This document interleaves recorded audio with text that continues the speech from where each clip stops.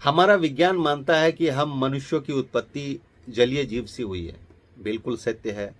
हमारे पुराण, धार्मिक वेद ग्रंथ भी यही बतलाते हैं कि हमारा जुड़ाव जल से आज से नहीं बल्कि युगों पुराना है, आदिकाल से है। भगवान नारायण, नर आयन का मतलब ही है वो देवता जो जल में रहते हैं। इसलिए भगवान विष्णु ने जो पहले 2 अवतार लिए वो जल से ही लिए थे, जल में ही लिए थे। भगवान स्वयं जल से ही उत्पन्न हुए थे, भगवान विष्णु।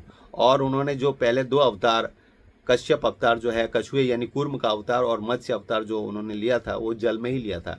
तो आज मैं बात करूंगा कछुए यानी कूर्म अवतार की, कि भगवान ने कूर्म अवतार क्यों लिया था, कूर्म अवतार की, और हम इससे क्या सीखते हैं। कूर्म अवतार भगवान हमें क्या सिखाता है। ये कहानी उस समय की है जब समुद्र मंथन चल रहा था देवताओं और असुरों के बीच। लेकिन जो मंदराचल पर्वत था वो बार बार समुद्र के नीचे जाकर धंस जाता था और समुद्र मंथन जो है वो ठीक से नहीं हो पा रहा था।